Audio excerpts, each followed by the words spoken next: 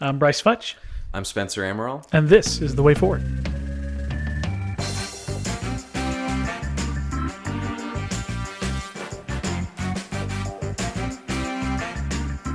Welcome back to The Way Forward podcast. I'm your host, Brice Futch, here with what adjective should we use today?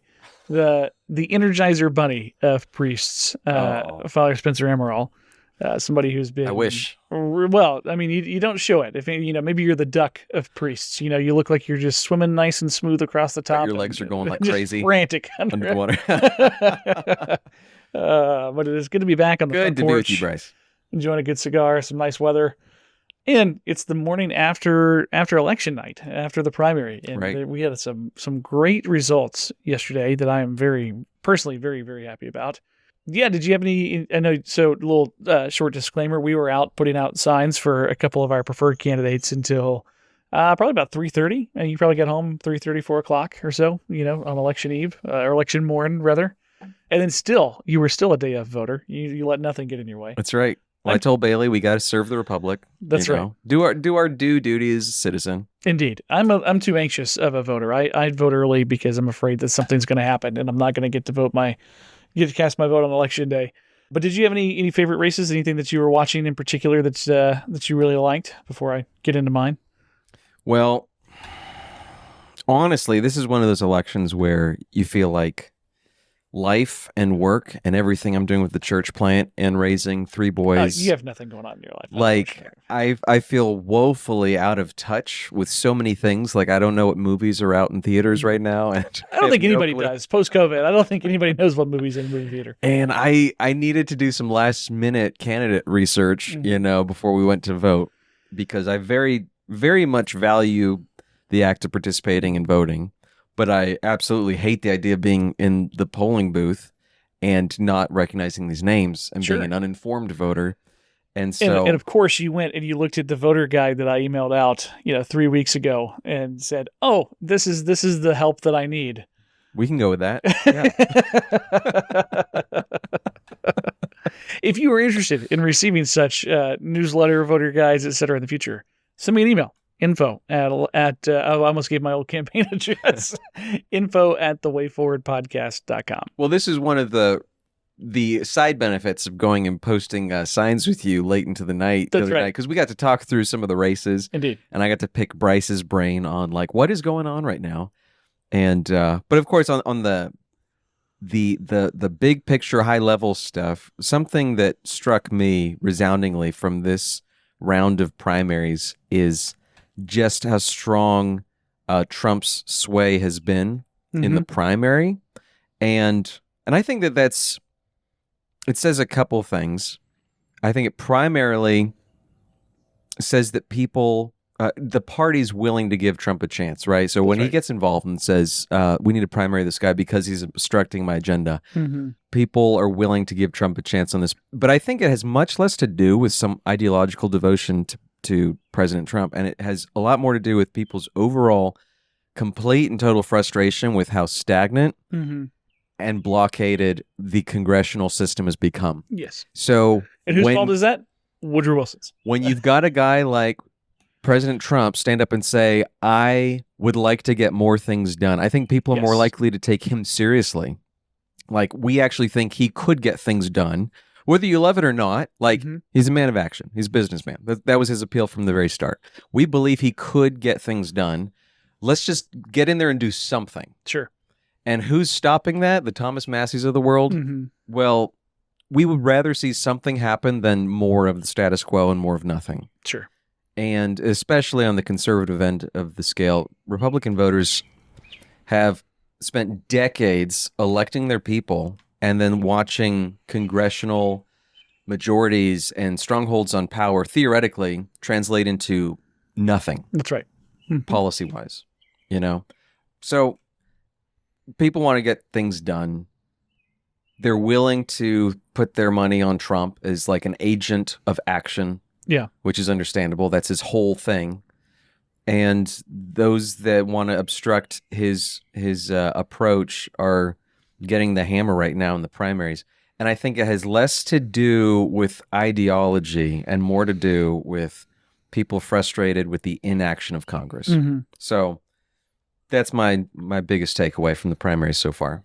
No, that's really good. And I think with Tommy Massey's seat specifically, Congressman Massey, in my opinion, it was phenomenal for a lot of reasons for a very long time. But within the last few years, he was kind of, I think, in this DC is a bubble, right? And he was in this atmosphere of, we have to obstruct, we have to be the true conservative, and you do have to be the true conservative. But I think your constituency only likes that for so long, right? And they look at gas prices, they look at their tax bill, and they say, what do you mean you weren't going to support the one big beautiful bill? Like, that's the tax relief that has provided me is huge. How could you not support that initiative? Because of, 2 or 3 flawed, poison pilled type things. And then he had for a long time had rejected outside money and influence in politics. And recently that's going to come to the head with Israel. And he's been very outspoken against organizations like AIPAC, who've put a lot of money behind a lot of candidates. And, he kind of got sucked into this, that's kind of what the campaign became about, right? And he had been trying to avoid that for a very long time. So unfortunately, I think he just got in his own way. Politics is the art of the possible. Anybody who gets elected to anything goes in with a set of worldviews and presuppositions and beliefs. And you, as a representative, Edmund Burke talked about this. You have to gauge between, is this truly a hill to die on? Am I really selling the farm here, or am I starting us on a slippery slope to selling the farm? Or are there actually some good wins that I can take home to my people, and we can say, hey, we've won as much as we can win on this, and we'll live on to fight another day. And I think he kind of struggled with that portion of it. Another person to kind of compare to is Rand Paul, right? Rand Paul has done a much better job of finding his footing in that, Sure. Hey, very principled, but here's how that practically plays out type of thing.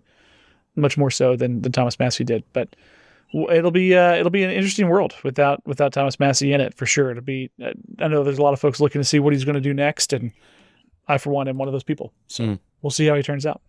The irony is that that deeply ideological conservative approach of I have principled reasons for being such a hardliner on X issue, which puts me on the outs with my own party, right, and sets me against, our coalition's agenda.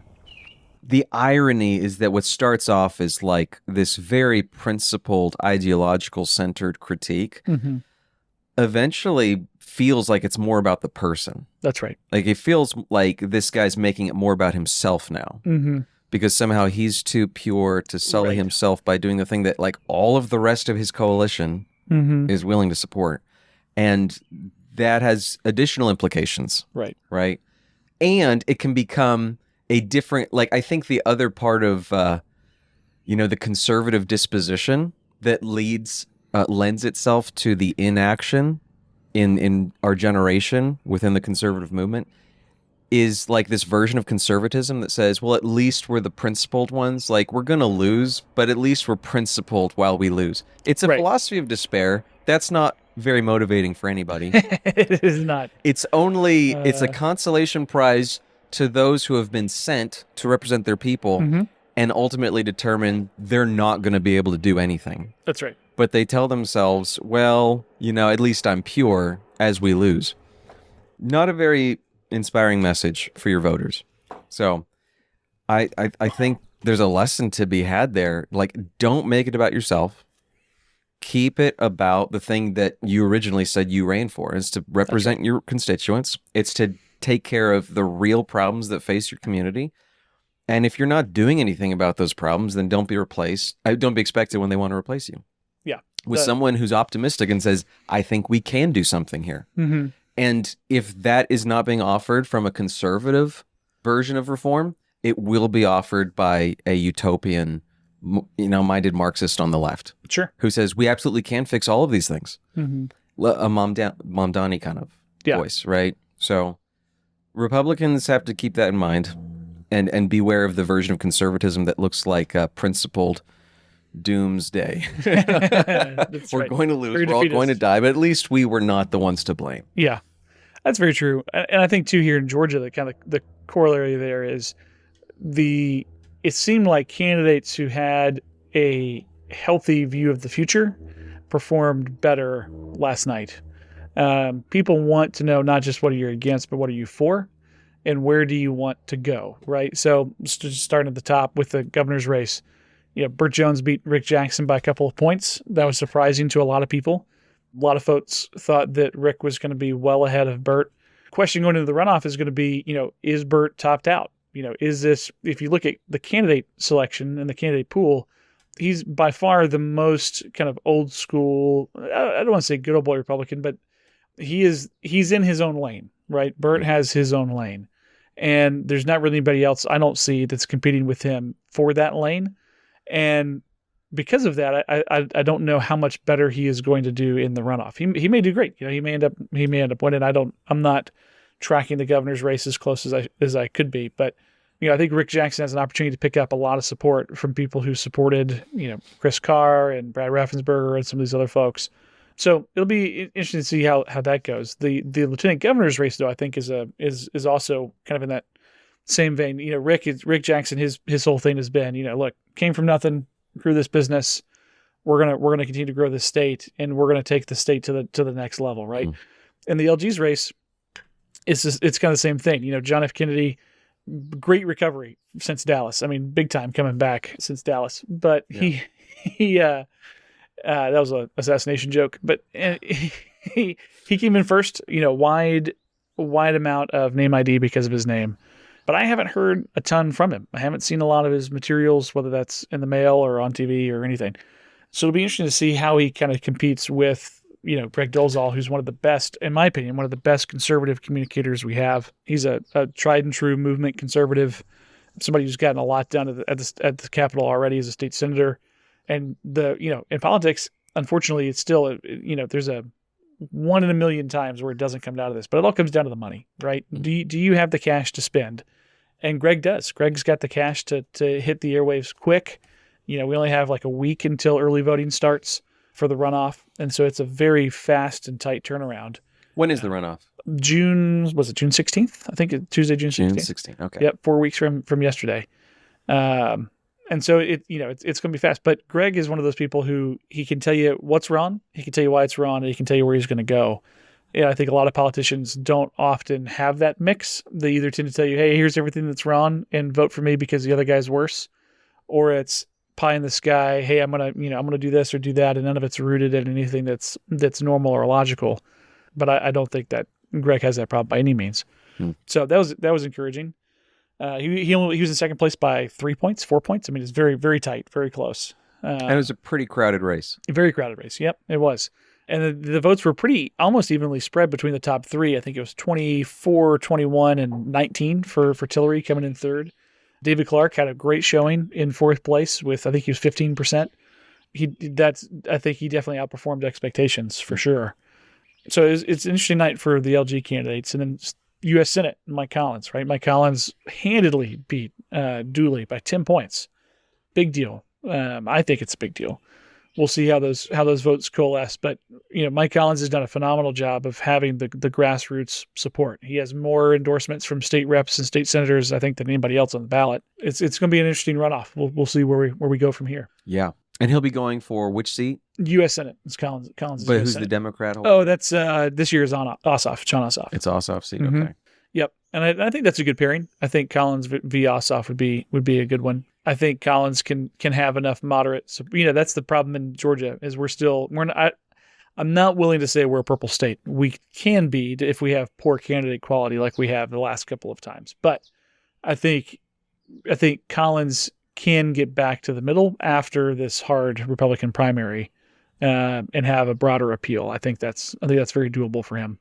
Other race can't forget to talk about is John Cowan here in the 11th district. Absolutely walloping the competition. I think it was a 23-point vote spread. Yeah, it was big. 44% for Cowan, I think, and then Rob Ackerson was in second place at 21, 22, something like that. And then Tricia Pridemore 4 or 5 points behind him. So it'll be an interesting time for a runoff. I always think it's interesting with Georgia has a rule where you have to win with 50% plus one. But when you have these gaps like this, it makes it's like, why do we really need the runoff? It's just going to cost everybody a lot of money and a lot of time and all of the things, which leads to voter apathy and the like and all of that. So definitely I think we still have some work to do on our elections here, but we'll see. One last race to mention in this diatribe, and then we'll go more conversational. But Jack Miller running for, actually two, I guess. Jack Miller running for House District 47. Jack is a phenomenal up-and-coming young guy. I don't think he'll have a problem in his runoff, but things were a little tighter for him than they had wanted, even though he had 49% of the vote, but there was only 3 candidates. And the second candidate was just behind him, I think at 46 or 40, and then the third was well behind both of them, obviously. But Jack's somebody to keep an eye on. I think he will do a phenomenal job in the state house. And then Charlize Byrd in House District 40 or House District 20. Did she win? She did. She 57%. Love Charlize. Yeah, she is a solid defender of freedom in a lot of different ways. Kind of in that same Thomas Massey vein, right? But I think she does a good job of not making it about her.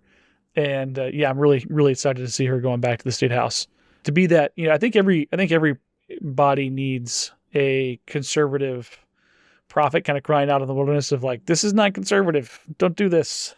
Don't vote for this budget because it has all of the X, Y, and Z pork in it. To kind of call us back to our conservative roots and principles. And that's a very good thing to have. So excited for those races. Right. So you sound pretty happy about everything. Any disappointments for you? Would have loved to have seen Kelvin King do better in the Secretary of State's race. Vernon Jones in a runoff is crazy. Vernon's a nice guy. I've met him. He's a phenomenal campaigner. He's great on stage, dynamic personality, but he has a lot of baggage that would not fare well in a general election. And I would have loved to have seen another candidate be able to get into it with Tim Fleming and kind of compete for that spot a little bit more. But I think Kelvin came in third. I think this was for which race? For Secretary of State. Yeah. Right. Yeah. I was amazed by how little I'd heard about any of these guys. Yeah, very little. And that just goes to show you how much it costs to run these races and how broad of an audience there is and how much that message gets diluted. So Fleming won handily. Fleming won. Not handily. I think he was, I have to go back and look at the numbers. I think he was in first by 8 points or so. And then Vernon was behind him, and then Kelvin, and then Gabriel Sterling. Thoughts on Fleming? I don't know much about him. He's former chief of staff for Brian Kemp, which, love. I think Brian Kemp's been a great governor. I think he made some mistakes in 2020, which makes me slightly nervous. I don't know that Tim has learned from those mistakes. I don't know if those mistakes will be repeated or not. We'll see. I was looking for somebody that was more of an outsider. Gabriel Sterling brought a lot of that same baggage. He's basically been Raffensperger's number 2 guy for a while now in Secretary of State's office. And so those guys I kind of saw as the establishment wing. And I think most of Sterling's votes will go to Fleming. I don't see Fleming losing to Vernon Jones in the runoff. I don't see that happening. But I would have loved to have seen somebody like a Kelvin King, who is a strong conservative, good, solid man of faith, outsider, very reasonable guy, but also saw some issues with 2020 and the election. And I think he would have been a great change of pace for the office. So that was one. And then I really liked Randall Trammell for state superintendent of schools. I think Randall ended up coming in 4th. I think he would have been a phenomenal pick for that. But I think overall, the Supreme Court races in Georgia were incredible. We were really worried about the Supreme Court races. There's a lot of Democrats that voted for incumbent judges, and the Supreme Court is a nonpartisan race. But Democrats have really put the partisanship back in those races, unfortunately. And they were running 2 very liberal justices, and the conservatives held. And that goes back to, again, the Stacey Abrams running this grassroots network here in Georgia, claiming to run this grassroots network here in Georgia, that has done just a very poor job of actually engaging Democrat voters. It's been a grift machine for her since day one. And it based off how poorly their candidates did statewide in those nonpartisan races, I think it shows that she's been very ineffective in that. So we'll see how things continue on. But very, very happy with the way the judges turned out last night. That was a huge win. Yeah. Good. Glad to hear it. Mm-hmm. So what do you see as somebody who cares about politics, but who hasn't been able to track the candidates as much as you'd like? I think there's a ton of people that fit that category and that are in that stage of life for whatever reason, right? Like I care but there's 75 people on the ballot. How do I track them? What have been some ways that you've engaged? This is me asking as potentially another future candidate someday.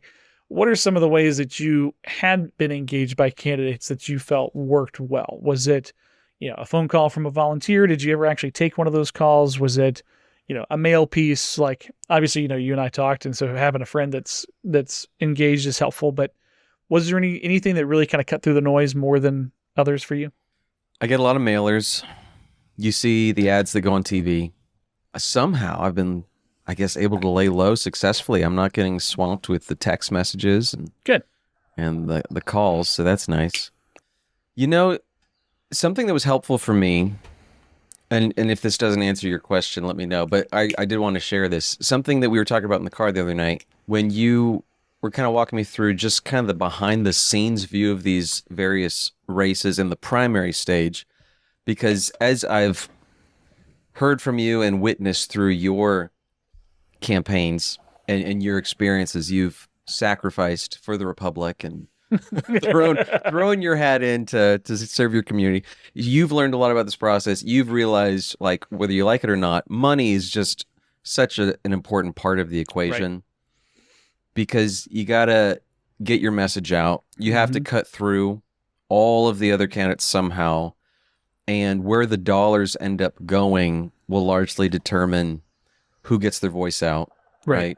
But then you were clarifying to me that you kind of get these different distinct lanes, right? Yeah. Where the donors will coalesce, and you have like the establishment or the guy who's coming from, whether it's the incumbent, right? Like the guy who's got the incumbent's support and thus theoretically his donors' support. And then you have maybe somebody making a lateral transfer. They're already serving somewhere else, right? Sure. But they're running and they've got their support. And then there's the grassroots lane of the guy who's genuinely the outsider and he's trying to raise support from the people. But again, that's hard to do when they don't know you and they haven't heard about you yet. So yeah, thinking about it through those lens is, I think, a helpful way to distinguish, like, who are these people? What interests are they bound to? Right. Because also if you're coming with the support of the incumbent or somebody who's already in the establishment, then, what impact does that have on your messaging and your platform and how you're going to present your approach to change? I found that helpful as you talked through that. I appreciate that. Yeah, I think a good case study on that is the CD11 race. And let me just say at the outset, like, I don't think, John Cowan's my preferred candidate for a lot of reasons, and I'll talk about some here in a minute. I don't think Rob Ackerson is a bad person. I don't think he's a terrible guy by any means. I don't vilify anybody that's in the race. Trisha Pridemore, same thing. I think they all came to this race for different reasons and through different avenues. So, Trisha's looking at the statewide landscape right now, and it was looking bad. We thought, like, just talk about with those judges. We thought we were going to lose those judges. She's been on the Public Service Commission for a number of years now. She's voted on the last 5 or 6 rate hikes for Georgia Power. I didn't love the amount of money that we had to sink into Plant Vogtle, the nuclear power plant over in Augusta, which is the reason why the majority of your Georgia Power bills have gone up. But there's a lot of legitimate reasons for those budget overruns. And at some point, you have to just commit to saying, we're going to finish this project, right? Like, you have, in those positions, it's the sunk cost fallacy, right? It is a fallacy in a lot of ways, in a lot of areas. But I think nuclear energy is one where it doesn't play well. And that's because this is the first new nuclear power plant built since like the 1970s.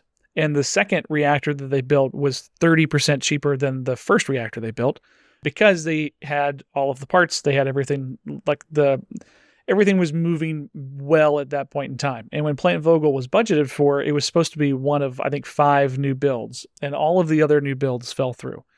South Carolina is stuck with a plant that's about 40% built because they looked at the budget overruns and cut and ran. So I don't blame Trisha for that, but it is squarely on her shoulders, right? And those are the hard decisions you have to make when you're in elected office. And so she's looking at this statewide race coming up and saying, I don't know that I can win re-election statewide again. This congressional opened up. I'd like to continue to serve. Let me move over there. Right. But then she, she's not been the best candidate. She has struggled to get her message out. She has fundraised well. She's been the second highest fundraiser so far. But even then, she's only cracked, I think she barely cracked $500,000. And anybody in politics knows, if you're looking at a congressional bid, you have to have at least $1 million in the bank, right? That is the bottom line barrier to entry, $1 million for a congressional race, especially if there's any kind of competition to it, right? And so there just isn't the room there for her to compete. And she's also competing for the same vein or lane of voters that John Cowan is competing for, right? Kind of the blue collar, the white collar, intellectual conservative type of person, where Rob is red meat, right? Rob is helped plant those grassroots 20 years ago, 15 years ago. And he, very beloved by the party and the people in the party, and they are dedicated folks, and they're going to get out and work for you. But Rob raised like $300,000. I mean, like next to nothing. I mean, that's less than Jason Dickerson spent on his state Senate race, right? And you're trying to be competitive in 4 counties. Just doesn't work. And you're looking at Rob, and I don't know why he ran. I have no idea. I know that some of the conversations that I was hearing when that decision was first being made was they were looking at the field and not seeing anybody that they thought that they could support. And so he kind of stepped up and said, well, I'm going to run to, keep this seat conservative and follow up with Barry. But, I don't know that I buy that official narrative. If, I think Rob, as chief of staff should have been a part of those conversations with Congressman Loudermilk as he's figuring out, what's next, and am I going to retire? Am I not? Am I going to stay? And the timing of Barry's announcement also seemed a little late. He would have normally, you would have announced that a good bit earlier if that had been, planned for a while, and you weren't trying to tip the scale to someone who was already a part of the process. Right. And so it seems like Congressman Loudermilk waited to make that announcement to try and get us, I think we're 120 days roughly before election day, to kind of put the scale in Rob's favor and make it a very short runway to keep a lot of people out. And they just kind of muffed it. If you're going to play power politics like that, you have to play power politics, right? And the move would have been to basically, let Rob, wait for Congressman Loudermilk to qualify for the election, have Rob qualify on the last day, and pull the old switcheroo. Like if that's what you're going to do, then you have to commit and do it. Does that kind of thing happen often?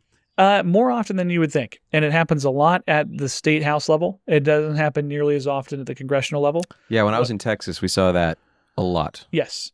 And what normally happens at the congressional level is what we saw with Brian Jack when he ran in the 3rd district. Jack knew that he was going to run for a while, and he had a PAC set up, and they had fundraised and put all of that money into the PAC. And then when he ran, that money was there ready for him to use, right? And to me, that just shows laziness, right? The fact that either this was really a last-minute decision on Congressman Loudermilk's part, or it was, hey, we can just walk in and take it because we have because the party's going to fall in line, and nobody's going to want to run against the current chief of staff, and we're going to get all the endorsements because we have the political connections, and we're not going to need the money. Right. And that shows that you're out of touch with this political process and what it requires and what it takes, and or you're unwilling to do that work beforehand for a variety of reasons, whether that's, potential view of impropriety or whatever. But that's just the way it functions today. And so if you're not playing it, if you want to play that level, you got to play that level, right? Like you can't have half measures. Yeah, but that also, it goes against the whole spirit of a primary. It does. Well, I don't know that it does. The primary is there to show voters what different candidates look like and what they bring to the table. This is one of the reasons I like Mike Collins so much. Mike, in his 2 years in Congress, he got the Lake and Riley Act, which was a really good bill, but he got that bill as the first bill that new Congress passed into law. You don't do that if you don't understand how DC works and how DC functions, right? And if you understand how DC functions, you can serve your people better because of that. And that's Rob's pitch, right? Rob's pitch is, I've been the chief. I know how DC works. I'm the insider that's not actually a swamp rat, and I can guide you through this process. But then you look at Barry's record, and yeah, Barry's done a lot of committee work, and he's been on the Jan 6 committee and all this other stuff, but zero bills that he himself has authored, and from then he has shepherded through the process to get passed in 12 years, right? There's a lot of ways to be effective as a congressman. Not every congressman has to pass a bunch of bills, right? Like you can be effective in your committee work. You can be effective in your voting record. You can be effective by helping other people get elected. But when it comes to saying, hey, look at, if you're trying to show that you know how DC functions and works, and you are saying that you're going to be a fighter legislatively, but you can't point to, a single big legislative win, do you really understand how it functions? Do you really understand how it works? How much of that just reflects on the congressman himself as opposed to the chief of staff? That's a good question. At the end of the day, the congressman is who everything rides on, right? If the congressman wants to be effective in one way and the chief wants to be effective in another, there's nothing the chief can do about it. But I think that has to be a part of the pitch, right? That has to be a part of the explanation. Like you have to draw that distinction. And that's the other problem too, with primaries, because they are so money driven, and because our congressional districts are so large, it is difficult to have any kind of nuance in your running. But, maybe that's a part of your campaign video, part of your stump speech. I think you can take 4 or 5 sentences and explain, here's how Barry approached this job. Here's what I learned from him, and here's how I'm going to approach it differently. As opposed to saying, basically Barry's done a phenomenal job. There's no complaints, no problems there. We're going to just continue on status quo, right? Yeah. And most people don't want status quo, right? Most people want to see some type of significant change. Well, you remember when Kamala said, I can't think of anything I would do differently. Oh, yeah, absolutely. Like, that's basically what he said consistently. And I don't see how that's like, our country is not at a point right now where that's what we want or what we're looking for, right? We want the disruptor. We want the guy who's coming in from the outside and saying, the system is broken. I'm going to go hire 5 Robs, right? I'm going to go hire 5 insiders that know how DC works, and I'm going to lead them in an effective team, and we're going to make change, right? It's like from West Wing. There was a thing there, the fictional President Bartlett was some Nobel laureate in economics, whatever. And the Republican that was running against him actually had the line like, yeah, I'm going to go hire 4 of those for my staff, right? Like, you as the guy don't have to be the insider, but you need to have the people around you that know how those things work and function, right? For sure. And so when you're making that pitch as the insider, you have to get above it, right? You have to get above that as your primary piece on your resume and say, here's what I want to change. Here's what I want to do.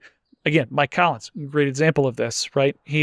I've never heard him talk about, being the DC insider, but everything he does shows that he understands how this works and functions, but he knows that people don't communicate at that level, and that's not what they want to hear. Yeah, nobody wants to present themselves as like, I'm part of the past. Right. But at the same time, I think that there's a part of like what I find helpful as a voter is knowing what people have done up to now. Yeah. Like, show me your life, show me your record. What do you have to show for it? Because that's the most trustworthy thing that I have to go on to guess what you're going to do when we give you authority.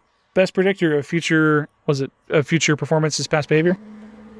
Yeah, and that's just the fact. And I think that's also why it counts so much with voters, candidates that spent time serving in the military, right? Yeah. Engaging in some form of public service. You as a firefighter. Sure. Like, you've already demonstrated with your life and your time, your blood, your sweat, your tears, right, what you're willing to sacrifice for. Mm-hmm. And that speaks powerfully. And same thing, if you're part of, the establishment, if you're the insider pick, that should be to your strength if you've got a record worth running on. Correct. But you've got to own the record, and you've got to be able to show like why, we were wise in granting you whatever authority you had before to begin with. That's right.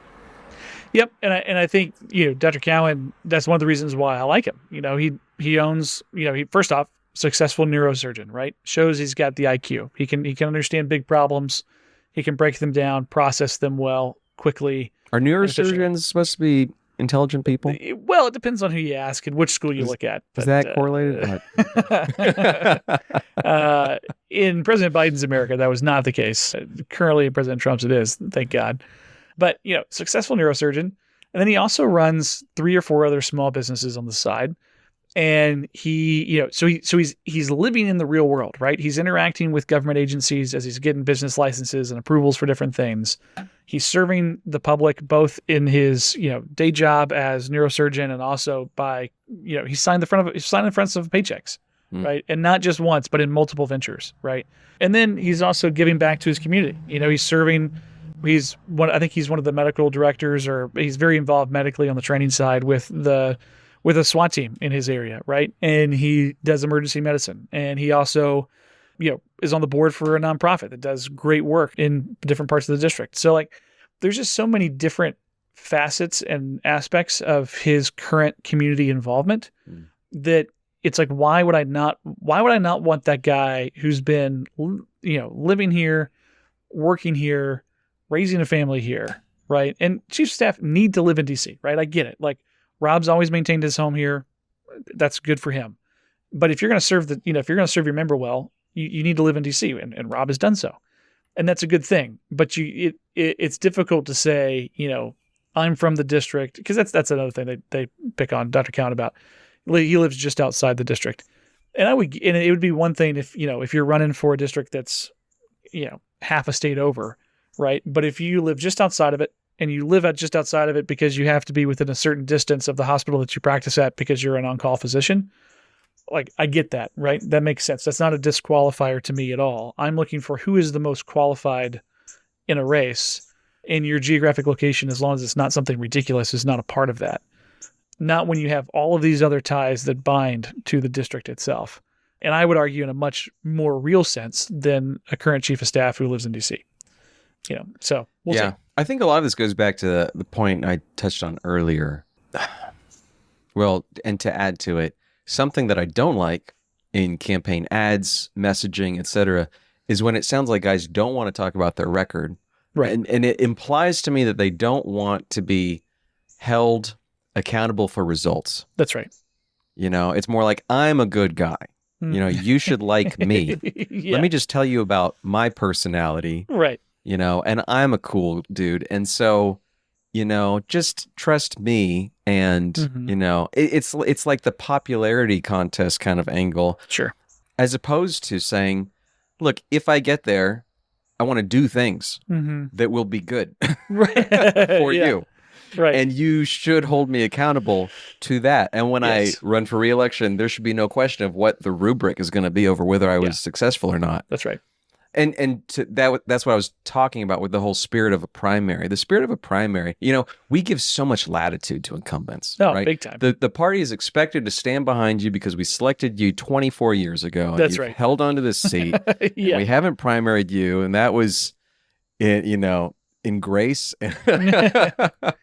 But, when you finally step down, this is the moment where there needs to be a fresh evaluation of the job that was done and the direction of that party or their platform moving forward. And the expectation always does have to be results oriented, because it can't be, well, yeah, we lost everything that we ever set our minds to, but we were the pure ones. That's right. As the ship went down. That's right. Like, if that's the best you can do, I'm going to keep looking. And you also don't, and again, I do think it's helpful to have one or two of those people around, but at the state level, especially the federal level, if you aren't willing to play ball on certain things, you're never going to be able to deliver results for your constituents, right? You'll be able to help them, navigate some federal agencies, and you'll be able to do, help with the appointments to the military academies and those types of things. But it's not like, this city needs a significant infrastructure improvement.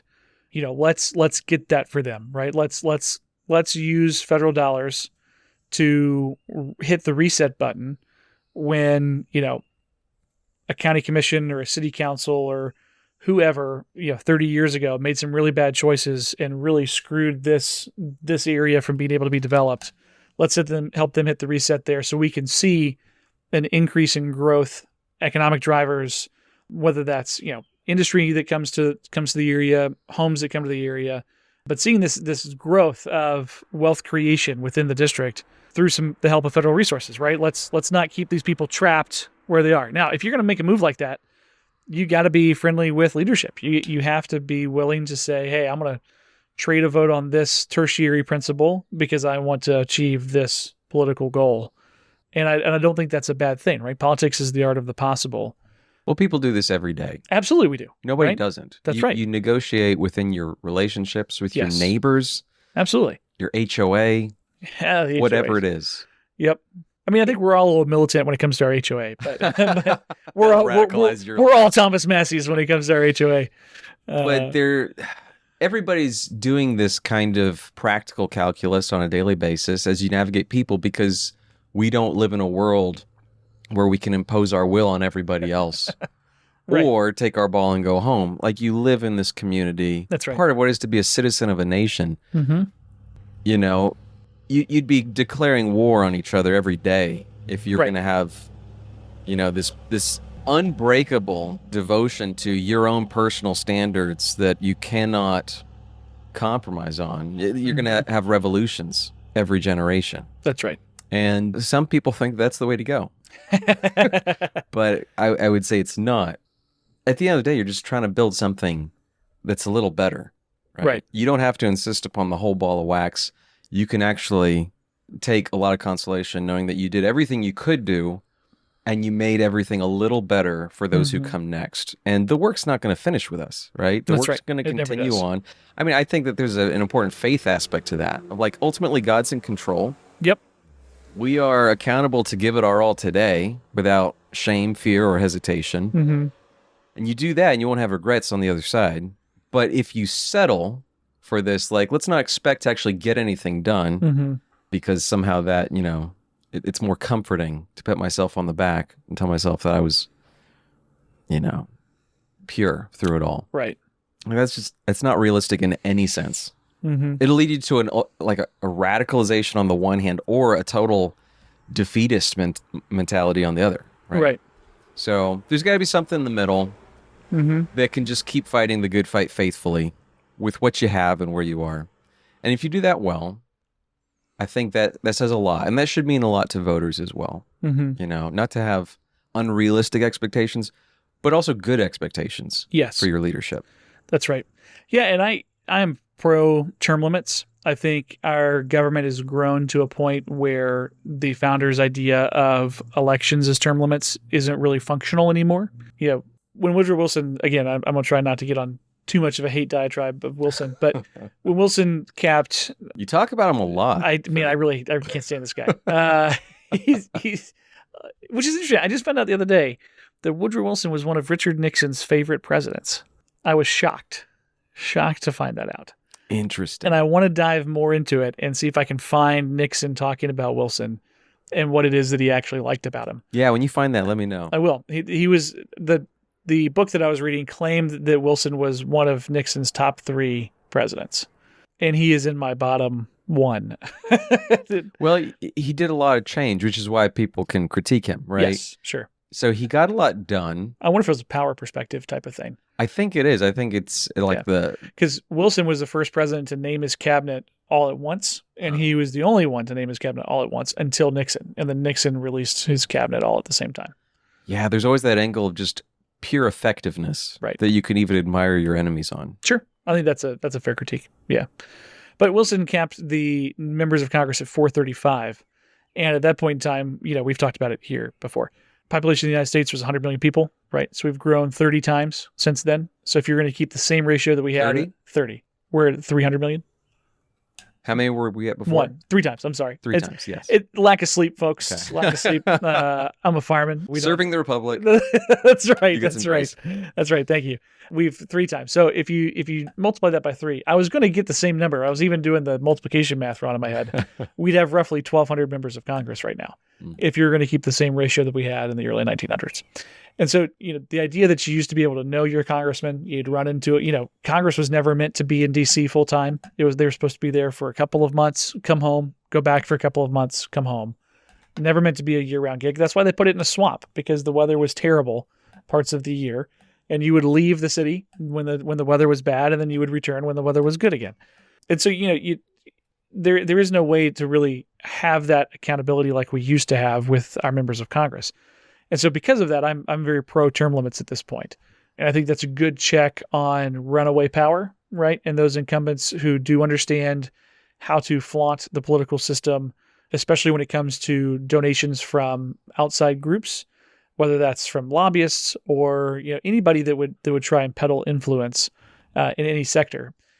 Again, not all lobbyists are bad by any means, and there are a lot of financial. There's a lot of financial demands on a congressman. If you want to be on a good committee, you have to raise a lot of money, not for you, but for the RNC and for the leadership and for leadership's PAC and all of those types of things. And so having those donor dollars from industries can be helpful to relieve that financial requirement on the member, so that he's not spending 6 hours a day in a phone booth smiling and dialing. And that's not a made up number. A lot of guys have to spend 4 hours a day in a cubicle at the RNC headquarters, smiling and dialing for dollars so that they can afford to keep their committee assignments. That type of stuff is very difficult and very frustrating. So it has its place. I think this is just like anything, right? Anything that is a virtue, if you overemphasize that virtue to the dereliction of all of the others, it can become a vice, right? And I think the same is true with our political system. There's a lot of ways in which it works that if you keep your focus on how am I serving my constituents and using those other means and methods to accomplish that goal and task of serving the people who sent you there, then you can be very effective. And if it becomes about you, whether that's you're the guy who's grandstanding or you're the guy who's the most effective, either side of that pendulum, right? You've lost sight of why you're there and what you're supposed to do. And Right. now that system starts to consume you. Yep. You're either leading as a servant of those who sent you, or you're going to eventually turn it all on its head so that the system's there to serve you. That's right. Nancy Pelosi. Great. Everybody loves to hate on Nancy. I think she's one of those examples, though. I mean, if you look at her wealth generation since being a member of Congress, it is insane. Her stock picks have outperformed Warren Buffett and the S&P 500 consistently. Like, that doesn't happen. She missed her calling. She did. That's she right. Have managed a hedge fund. That's right. She should have been the third partner of Berkshire Hathaway. Charlie Munger, Nancy Pelosi, and Warren Buffett. I don't know how she does it. So, it is anyway. I think this goes back to that idea, though, that we do need to give in our 24-hour news cycle world. Rest in peace, Ted Turner. We tend to we love the clickbait headlines. We love to pontificate on the small things, and we don't look at the broader context. And the broader context is, how is this person actually serving their constituents, and are they? And if they are, and they're delivering what their constituents sent them to deliver, whether that's a district like ours that's very conservative or one that's more moderate, we should give those members a wider berth than sometimes we do. But, anyway, we could go on for hours, and we probably have at this point. Yeah. Yeah. All that being said, don't be an apathetic voter. It's hard. We have a lot of voter fatigue, especially here in the Cherokee County area. After last year with all those special elections, but make sure and get back out and vote. Vote on election day, vote early. If you're a Democrat, I'd tell you vote early, vote often. But we have some respect for the law here, and we'll go from there. Fun sidebar from yesterday, real quick. Fulton County closed one of its precincts to investigate an armed robbery, which just happened to happen right outside the precinct location, and they left it open until 11 p.m. Just so that they can make sure and get everybody an opportunity to vote. So I appreciate Fulton County's dedication to the election process and their willingness to keep these precincts open until all hours of the night. But final thought. Yeah. To your point that you were just making. Please. I think we should be continually emboldened to talk about this whole political process, because we're talking about results. We're talking about, are you doing a good job for your constituents? That requires us to really think through and have an imagination for the future and what we're pursuing. That's right. In concrete terms. And again, it's not enough to simply say we're simply trying to protect these, these procedures, these rules, these principles that we have in mind. Like, those are critical as mechanisms to deliver a future where people are free, yes, but free so that you can have this real, practical, concrete picture of human flourishing in your community and a society where your family is going to be better off, your kids are going to be better off, and you're able to hand on a picture of life and this freedom-oriented society that This is a great monologue, but we have a massive hill in front of our house. And so anytime a car comes by, they got to rev it to get up the hill. Right, they're hammering it.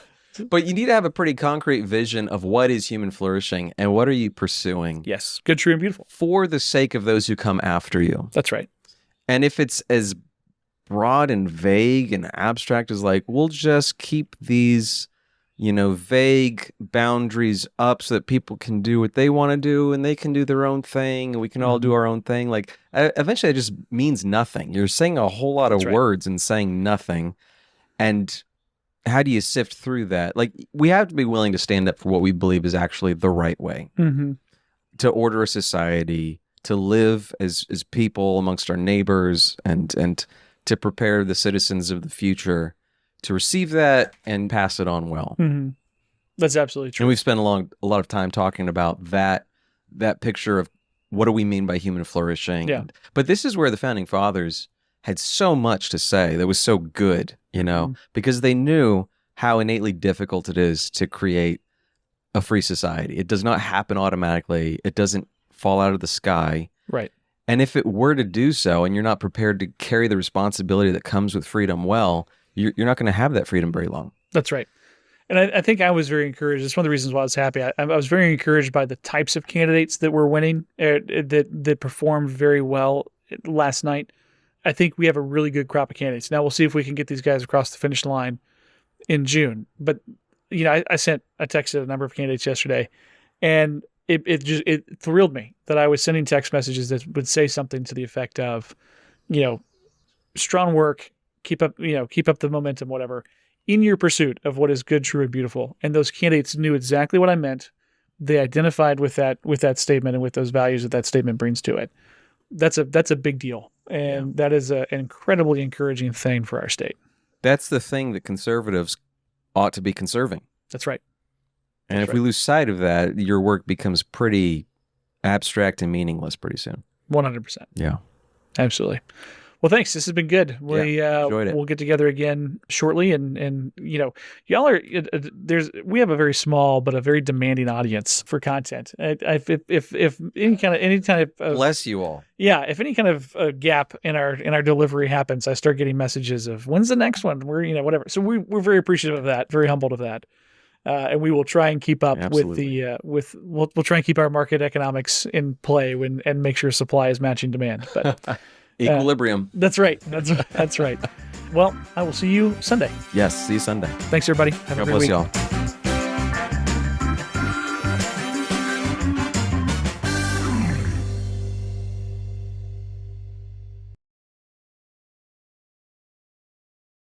The Way Forward podcast is a production of Futch Communications, LLC. All of these opinions are mine and Spencer's alone and do not represent anybody else's. We're thankful for your continued listening, but please feel free to reach out to us at info@thewayforwardpodcast.com. Hope to hear from you soon.